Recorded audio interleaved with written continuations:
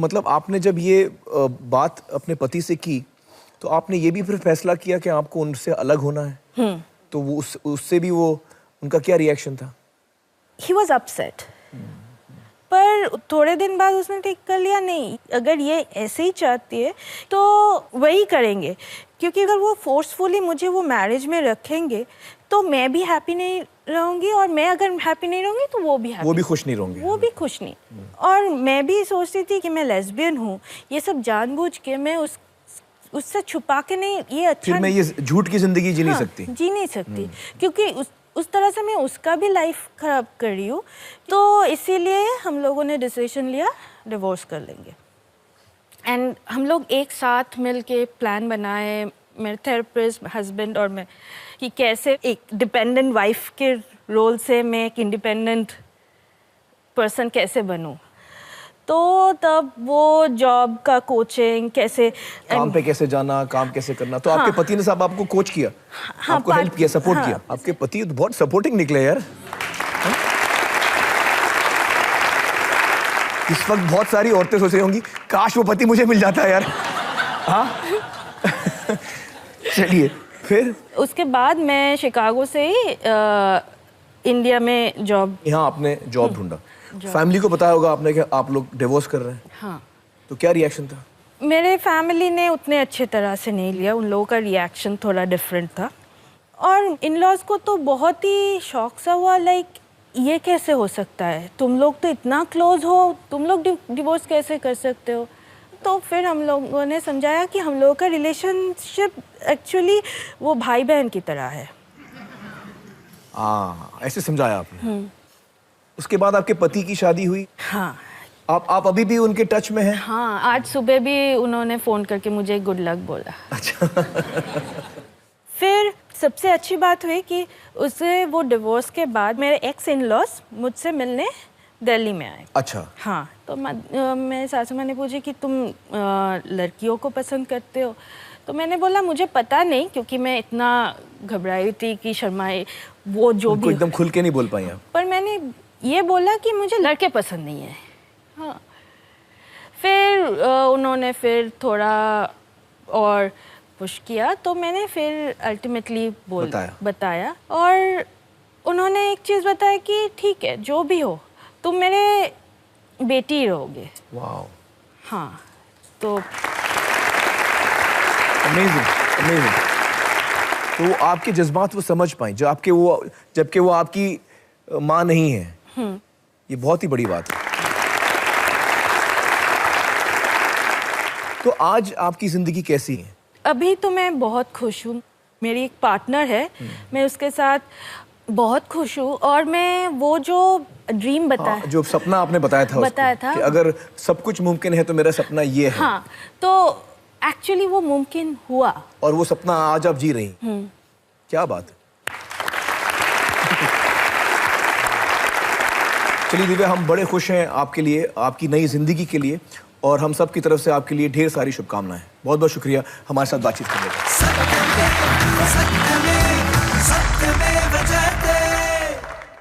बेटे जी, ये मेरे ग्रैंडसन हैं, ये भी गे हैं। तो संभव की जब शादी होगी उसमें आप नाचेंगी? अभी मैंने इसकी सगाई की है। हाँ। इतना डांस किया बेटे मैंने, सारी रस्में मैंने की जैसे पंजाबी करते हैं।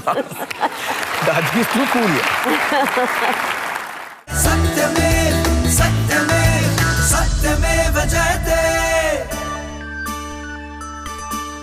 मुंबई की पारसी कॉलोनी में एक परिवार में जन्मा एक लड़का। बचपन से ही उसे लड़कियों की तरह सजने संवरने का शौक था। लड़कियों के कपड़े पहनना, उनकी तरह रहना उसे भाता था। जिस उम्र में लड़के लड़कियों की तरफ आकर्षित होते हैं, उस उम्र में वो लड़कियों जैसा बनने के सपने देखता था। लेकिन परिवार को उसके तौर तरीकों पर ऐतराज था। कभी हाव भाव को लेकर, कभी चाल को लेकर उसे लगातार परिवार की ओर से तानाकशी का सामना करना पड़ता। लड़का अंदर ही अंदर घुट रहा था, अपनी पहचान को लेकर गहरे असमंजस में था। लेकिन आसपास के लोगों ने ना उससे बात की, ना उसे समझ पाने, स्वीकारने की कोशिश।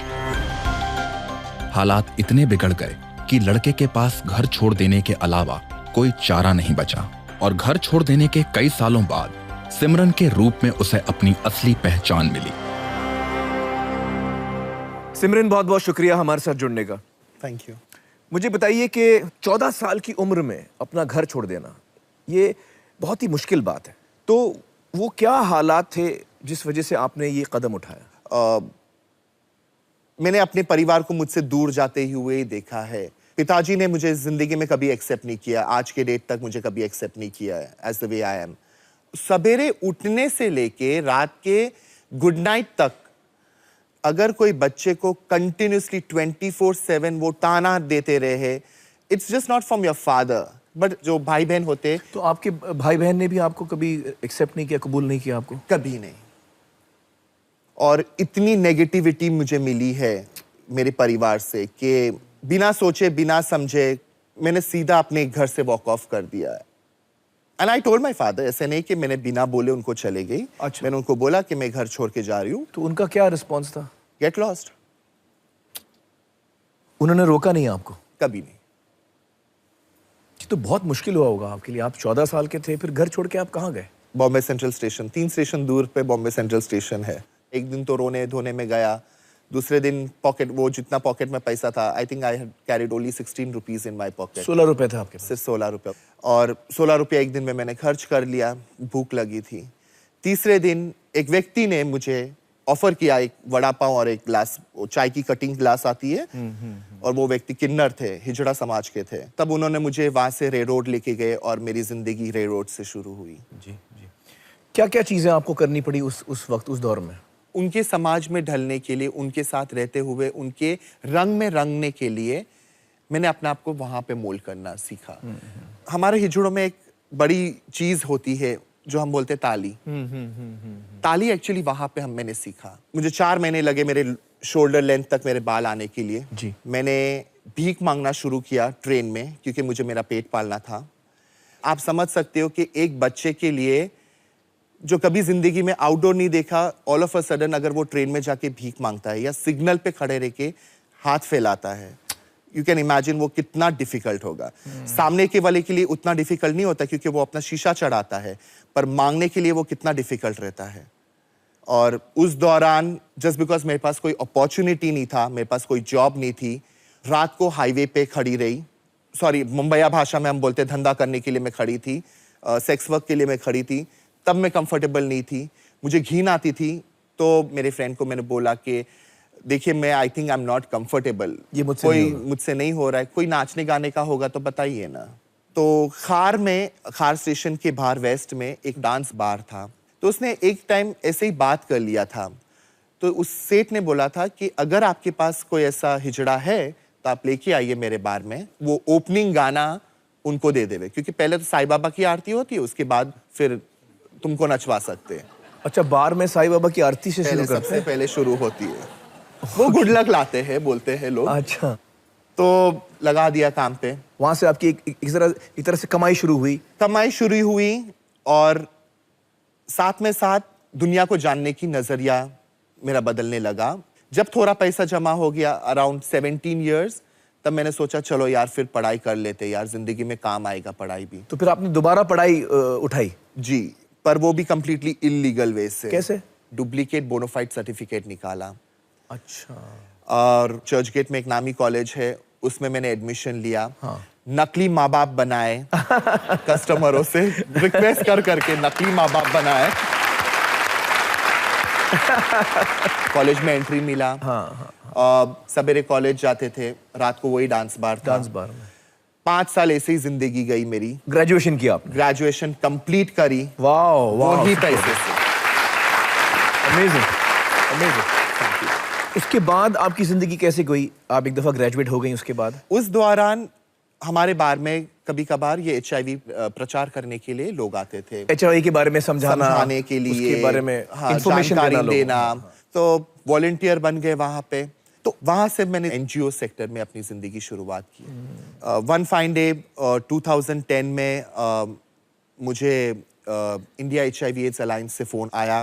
उन्होंने मुझे ऑफर दिया, और आज करीबन 4 साल से मैं नेशनल लेवल पे एक नेशनल प्रोग्राम संभाल रही हूँ। और ये प्रोजेक्ट 17 स्टेट्स में आज चल रहे, और मैं बहुत गर्व मुझे महसूस होता है कि मैंने अपनी ज़िंदगी as a bar dancer, sex worker, फिर पीयर एजुकेटर, आउटरीच वर्कर, और आज मैं एक नेशनल लेवल पे जाके बैठी हूँ। क्या बात है।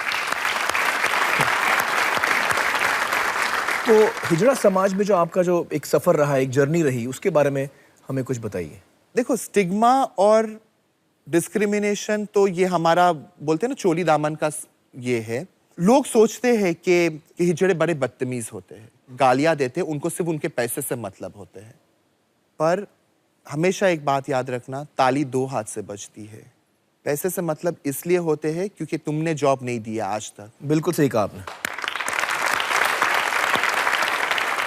आज अगर आप छोटी सी गवर्नमेंट हॉस्पिटल में चले जाओ, हाँ, ठीक है, जब तक बदतमीजी ना करोगे तब तक तुम्हें तुम्हारा अधिकार नहीं मिलेगा। मैं जब टेस्टिंग के लिए लेके जाती थी लोगों को, डॉक्टर हाथ लगाने से कतराते थे। दोस्तों, मैं सभी को बताना चाहूँगा कि सुप्रीम कोर्ट का हाल ही में एक जजमेंट आया है, जिसके अनुसार जो हिजड़ा समाज है उनको तीसरा लिंग का ओहदा दिया गया है, और अब जितने सरकारी डिपार्टमेंट्स हैं उन्हें भी इस बात को कबूल करना होगा और उस अनुसार ही आगे काम करना होगा। तो हमें बताइए, एलजीबीटी कम्युनिटी में हिजड़ों की क्या डेफिनेशन है, या कहाँ आप अपने आप को पाते हैं?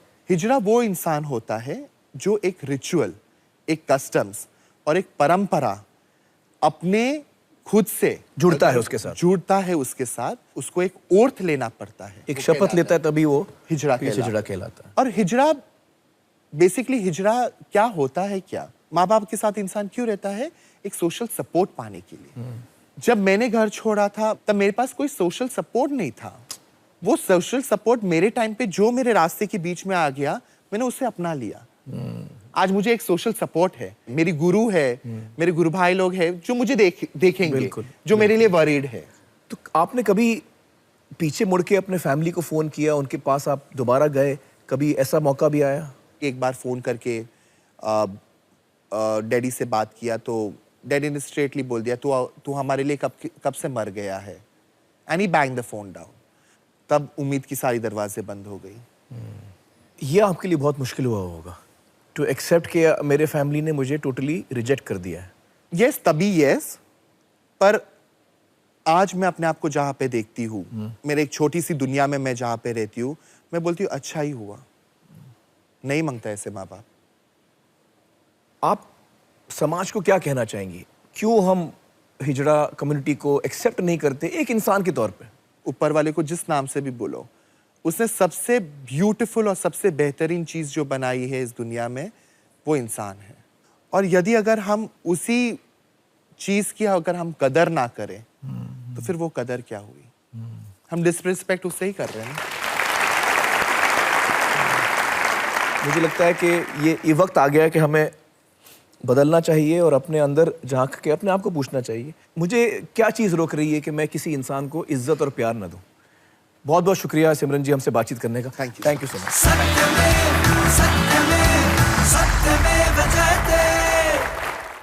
ये कानून ऐसा है जिसमें धारा कहती है अप्राकृतिक यौन संबंध। समाज को बताता ये कानून आया कहाँ से? ये एक 1860 का कानून है। मतलब ये अंग्रेजों ने लाया? बिल्कुल। उनका कानून अभी उन्होंने चेंज किया 50 साल पहले।